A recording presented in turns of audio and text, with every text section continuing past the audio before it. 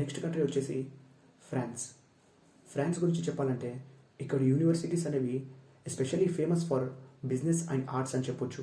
ఇక్కడ lower tuition fee అనేది ఉంటుంది పబ్లిక్ యూనివర్సిటీస్లో. ఫ్రాన్స్ మార్కెట్ అనేది రీసెర్చ్ అండ్ డెవలప్మెంట్కి చాలా స్ట్రాంగ్గా ఉంది. మీరు ఇక్కడ పార్ట్ టైం చూసుకుంటే 20 hours per week మీరు వర్క్ చేసుకోవచ్చు అలాంగ్ విత్ స్టడీ.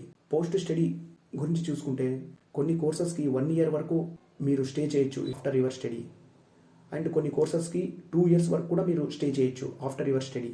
ఫండ్స్ వచ్చేసి అరౌండ్ 7,400 euros per yearని మీరు చూపించాల్సి వస్తుంది while you are moving for visa.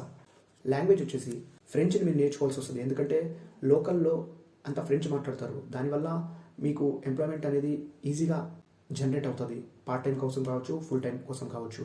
And English అనేది మీకు తెలుసు, ఎందుకంటే మీరు ఇంగ్లీష్ టీచ్ ప్రోగ్రామ్స్ కోసం పోతున్నారు కాబట్టి. ఫ్రాన్స్ అనేది ఎవరికి బెస్ట్ అంటే ఎవరైతే arts, fashion designing, business in masters చేయాలనుకుంటారో అలాంటి స్టూడెంట్స్కి ఫ్రాన్స్ అనేది బెస్ట్ అని చెప్పొచ్చు.